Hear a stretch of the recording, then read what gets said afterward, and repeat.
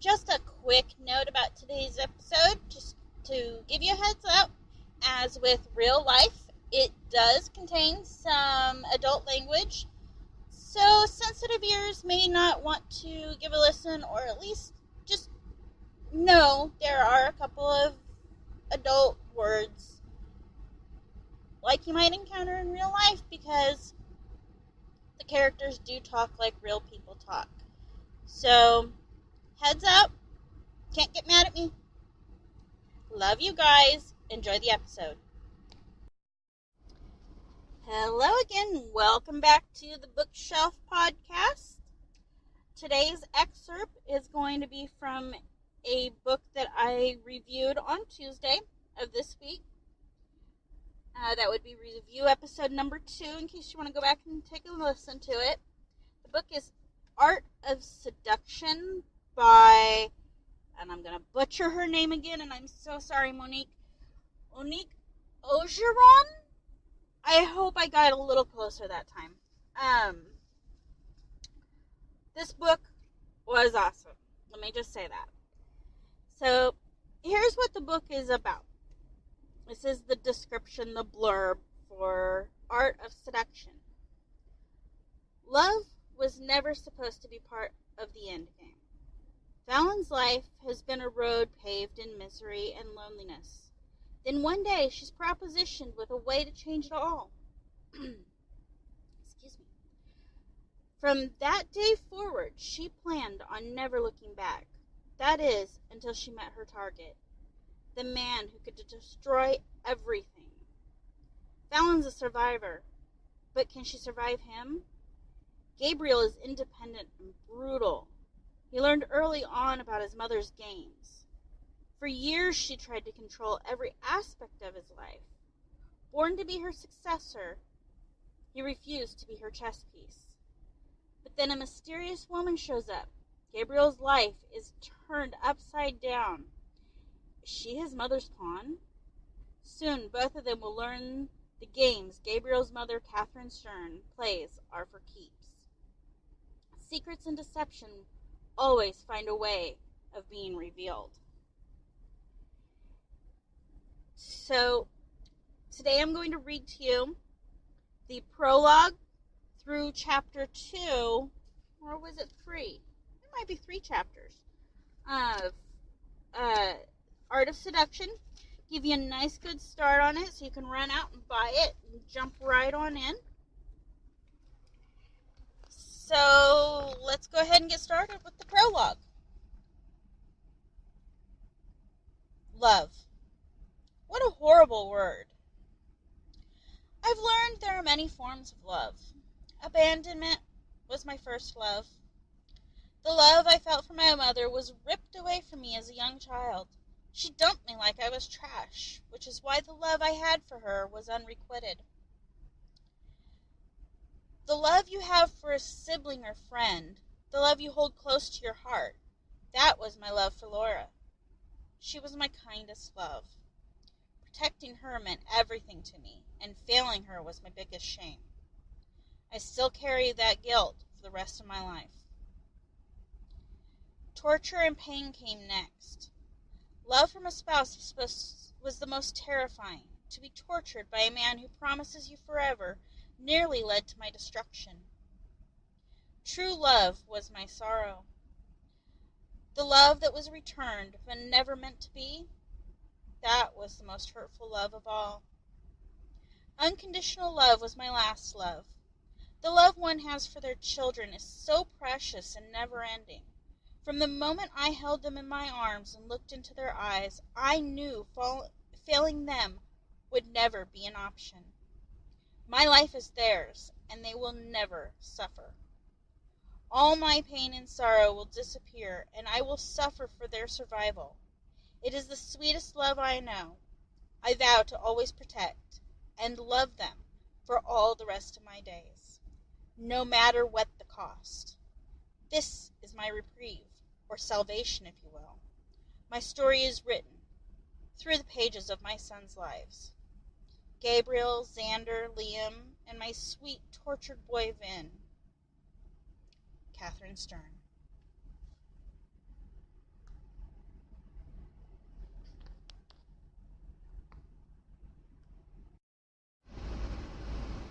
Chapter 1. Fallon.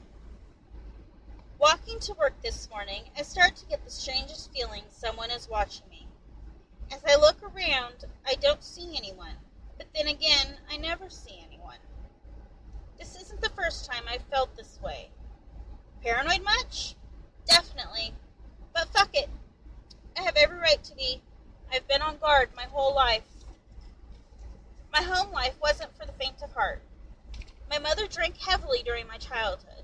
She was once an enchanting woman, but the years have changed her for the worst. Her beauty is long gone now, and nothing is left except a frail woman who looks far older than her 44 years. Drinking has left her bitter and mean. I imagine it's also left me bitter. Years of taking care of her have been a nightmare. The only time I wasn't taking care of her was when I was drifting between her and foster care. It all started either with my teachers seeing the state of my clothing or a neighbor watching me dig through the trash for food. They would then call in the great state of Louisiana to take me from my mom, and off I would go into the system. Foster care wasn't any better. At least it was a change. My mom would go to court begging for my return, making false promises, saying she changed. She even showed improvements for the courts. But as soon as I got back home, she was back to treating me like dirt, telling me how worthless I was. I do have vague memories of a loving mother, though. One who would kiss my cheek and sing me sweet lullabies. Sometimes I think I may have imagined it all, because there is no longer anything sweet about my mother. She truly is as nasty as the poison she drinks. Oh shit! My thoughts are broken as I nearly fall because of the crumbling cement that makes up the sidewalk leading to Earl's Diner where I work. This part of New Orleans is a rough area, and it feels forgotten from the rest of the city. Everything here is neglected. Between the heat, humidity, and hopelessness in the air, it's all rather depressing. Looking around my surroundings is second nature. It's a necessity in this area. Safety and security are a luxury I've never had. God knows I've never felt safe with my mother.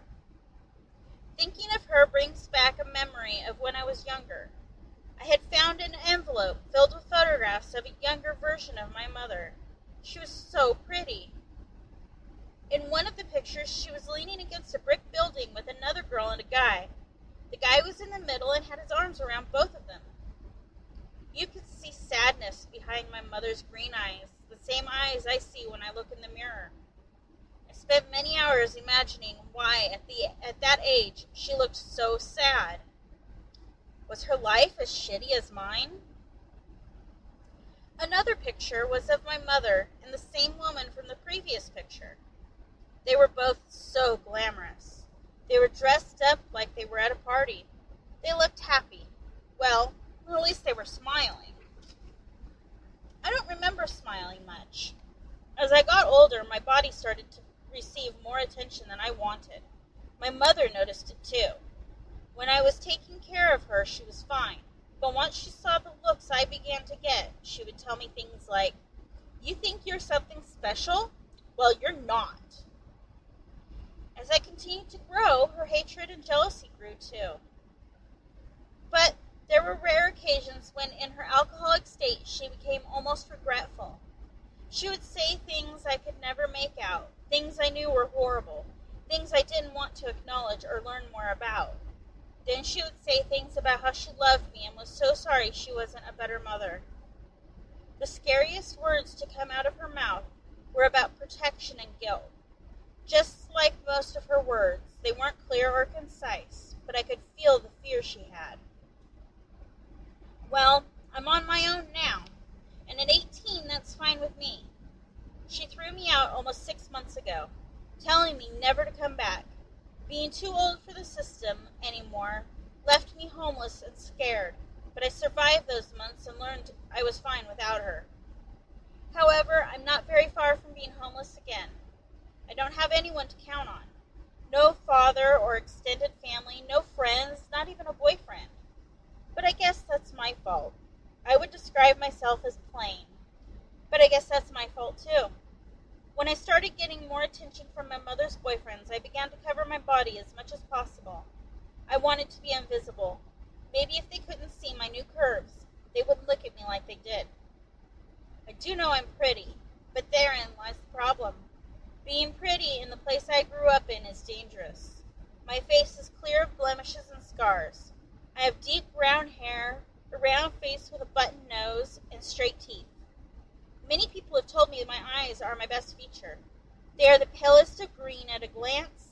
They almost appear to look like glass, like you can see through them. But no matter how plain I made myself, she still allowed her jealousy to turn into rage. I wonder if she even cared that I hated all the looks. Today my mother doesn't want to acknowledge me anymore, and that's fine by me. I'm too old to go back into foster care, but that's a relief. The last foster care I had been in was a nightmare. They had an older son who would stare at me constantly. I needed to protect myself as much as a kid could. I got my hands on a steak knife because I knew he would eventually come. One night, I heard him enter my room and I readied myself. When he came near, I stabbed him repeatedly in his arm. I watched as he bled, but I wanted more blood. He had no right to touch me. Of course, I was the one blamed, and the incident was all covered up. I was satisfied, though, knowing he will never do that shit again. Not to me. No one will. I am alone, but I am tired of being scared, and I won't be a victim anymore. From now on, I will not let anyone affect my life. My mother will not be my problem anymore. Her wants and needs always came before mine. Taking care of her had been my priority, but not anymore. I will live as I want, be my own priority, and even if I fail, it will be on my terms. Chapter 2, Fallon. I make it to the diner just in time. It's a poor excuse of an establishment, but in the part of the city I live in, no one is allowed the luxury of being too picky. I start my day with making pots of coffee for the customers while begging Earl to give me more shifts. But he says he can't give me any more hours. There just aren't enough customers to cover the expense. I guess I will have to look for a second job soon. While I'm wiping the counters, a woman walks in. She's older, probably in her mid-40s. She's gorgeous, almost regal. Her hair is blonde, and her complexion is polished. I admire how her body has been kept in great shape. She's wearing a camel-colored jacket with a deep brown pencil skirt that accentuates her curves. Her taut legs lead to a pair of expensive-looking heels. She definitely doesn't belong in this diner, or even in this part of the city. I've seen her here before. She's been coming into the diner for a couple of weeks. She orders a coffee, sits, and stares at me while I work. She never says anything more than her order for coffee, yet she always leaves me a nice tip. So, it's easy to say I look forward to seeing her walk in.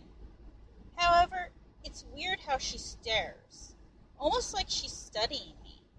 I want to tell her to knock it off every time, but I need that tip. I'm always nice and polite, trying to get her to speak to me, but she never replies. It's downright creepy. I guess it could be worse. If she were a man, I would be scared to death to leave the diner at night, but with her, for some reason, I'm not. The next night, at the end of a long shift, the doors of the diner open. The same woman appears again, but this time there is a very large man with her. The woman goes to sit in her now regular spot while the man walks up to Earl. They start to speak to each other, but I can't hear anything they say. Next thing I know, Earl is walking out the door and the man is locking it. I turn to look at what's going on, and the woman starts to speak to me. Fallon, I would like for you to have a seat with me, so we can finally learn about each other. I gasp. How do you know my name? She points to my name tag, of course. That's how. But then she says, I know a lot about you, Fallon. She has me baffled. What do you mean? She tilts her head towards the chair and says, "Join me for a conversation, dear, won't you?" As I walk up to her, crossing my arms, I say, "I don't know. I don't think I like you very much."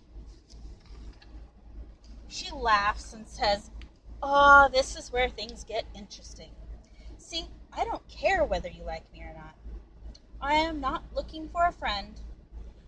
You not liking me is not a problem I have, but for you, that's a problem you don't want to have. See, we don't have to be friends, but we can be allies." She pauses, appraising me some more, then continues, "I could teach you so much." I snicker towards her. Could you possibly teach me? Well, for starters, to understand me. I'm like a chameleon. I can be what everyone dreams of me to be. I can also be your worst nightmare. I am a very dangerous woman, when and if I need to be. Then she asks, "Tell me, little girl, what is it you want? What are you expecting out of life?" She gestures to the diner. "Do you want to stay at this dead-end job for the rest of your life? Maybe find love with some piece of shit who will treat you badly? Or do you want more?" I shake my head, becoming defensive. "I don't know what you want or who you are, but that is none of your business." She smiles. "That's where you are wrong. What are your dreams? Do you want to find your place in life? Do you want love or to be rich beyond belief? Perhaps you want power. Desire, my dear, is the answer to all your problems. When you're desired, it can be extremely powerful, like a drug. To fit in, to be loved, to be rich, you must be desired. Then, and only then, can you become powerful. I have seen so many girls like you, Fallon, come and go, wanting all of it. Stupid girls, not knowing the basic steps to achieve their goals. I thought I saw potential in you at first, but now I am questioning myself. And that is something I rarely do. You see, my dear, I am cunning, patient, and always listening. I am always watching instead of speaking just to be heard. When I want to be heard, trust me, I will be. They will all listen, because nothing leaves my mouth without a purpose." Her eyes burn through me as she tells me, "Sit down. I am losing my patience." Without a second thought, I sit as ordered. She self-righteously continues, "You stated you don't like me. That was an attack without knowing what direction this would lead. In poor taste, I might add. You see, your words don't affect me, because you did it without thinking. You tried to show power without having any. What do you think I was going to do? Cry?"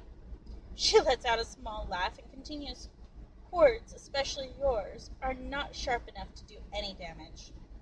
File your teeth, little girl. I bite, and when I do, I go in for the kill. Scared yet? What do you want with me? Knowledge."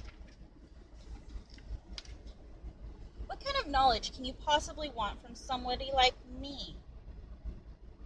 See, you might like me after all, little girl. Tell me, are you a virgin? Shocked, I say, I don't see how that's any of your concern. Ah, but it is. I will teach you. However, I never do anything for nothing. I return her stare and ask again, "What do you want from me?" Simple. I want a daughter-in-law. With a chuckle, I say, "What? You can't be serious. I don't know what kind of game you're playing, but hush, little one. The games I play are to win. You can either stay here or come with me. I can promise you that I can offer so much more than what you already have. Are you interested?" I look straight at her, waiting to see if I notice any signs that she's pulling my strings. I keep an eye out for any loose screws she might have, yet I see none. She looks dead serious. Curious, I say, "Tell me more."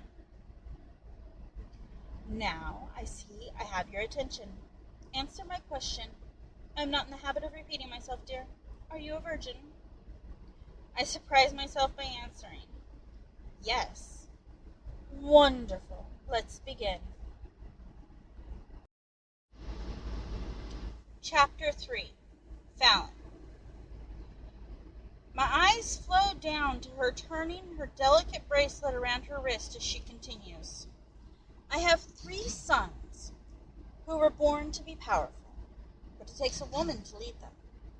I led their father, and you will lead one of them." I am in shock. This can't be real. I don't understand. I am a nobody to people like you. I'm sure there is someone more suited for your sons. I don't want a child who was raised to be a trophy wife. I want someone strong. I want someone who knows how to fight and who's not afraid of getting dirty. Trust me, there will come a point when you will need to fight and get dirty doing it. I have one son in particular that I am interested in for you. He is my eldest, my pride and joy. My son will need a strong woman by his side for what I have in store for him. He will be a leader of many and will be powerful beyond measure. So you see, a meek woman simply will not do. What does he think about all this? I mean, does he really need his mother to find him a woman?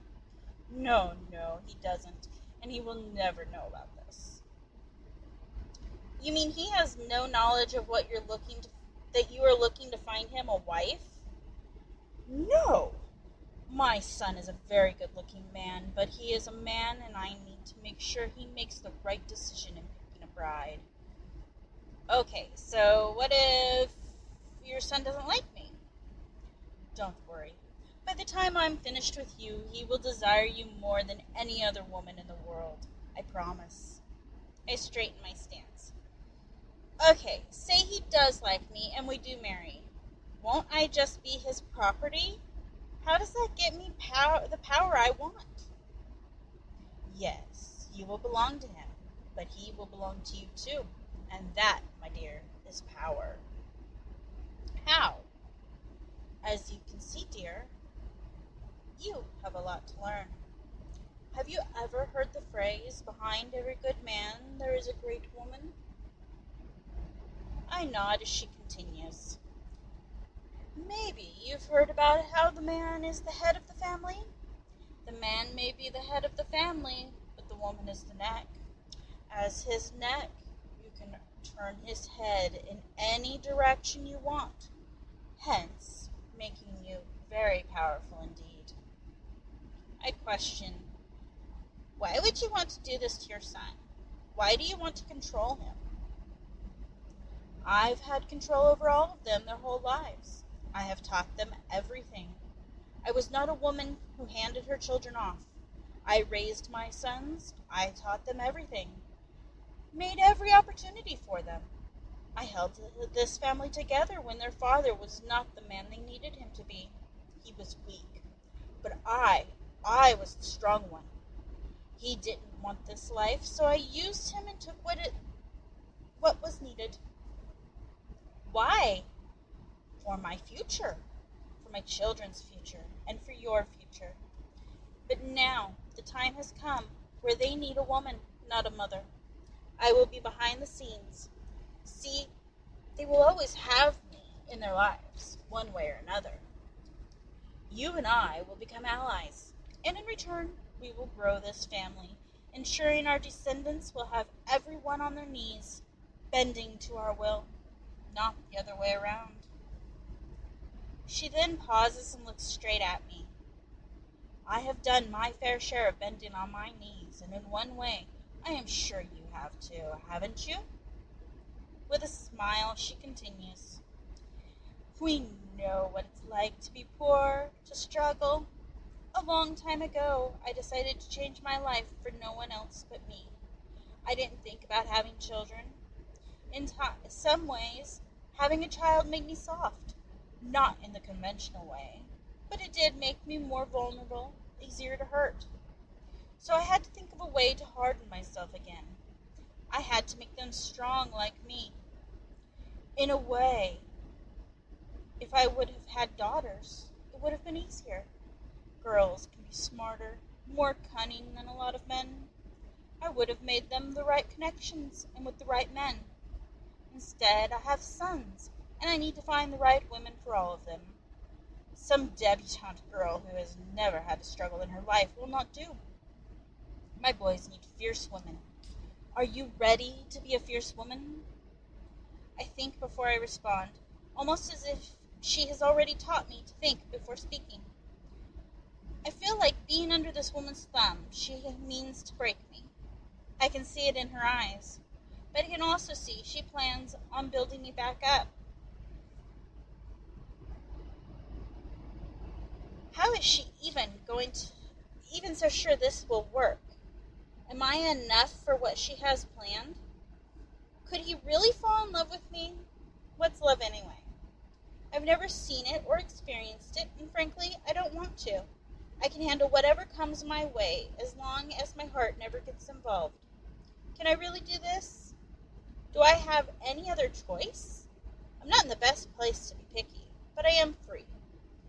It could be possible for me to have a better life, but at what cost? I answer simply with a whisper, yes. But what about love? I don't care about love, child. This is about something greater. After thinking it over again, I look back at her and tell her my answer. I'll go with you. The woman is unmoving, reflecting on my answer. Then she smiles and says, good. I can't believe I am going to do this. I realize I don't even know who she is or her family. What's her name? She looks shocked, as if she can't believe I don't know who she is. She answers, Catherine Stern. I start to freak out. The Stern family is feared. They are known for being from old money and for having different connections in politics. Everyone in the city knows who they are, more like a mafia family. Did you say Stern, as in the Stern family? She stands and starts to walk away. Is there any other Stern family? She speaks with a louder voice. Now, let's go. You won't be back if you're smart. Your new life begins tonight. And that's all we have for our excerpt from Art of Seduction.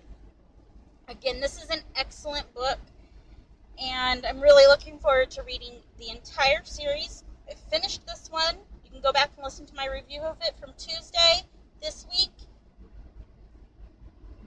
Monique has blown me away with this book, and I'm sure she'll continue to blow me away with the rest of the series. You can find this one and some of the others on Amazon Kindle Unlimited. So if you're an Kindle Unlimited member, go snatch these up while they're free to read on Kindle Unlimited. Otherwise, visit our Facebook page so that you can pick up the links on where to find Monique and her books. The Facebook page is facebook.com/thebookshelfpod, TheBookShelf.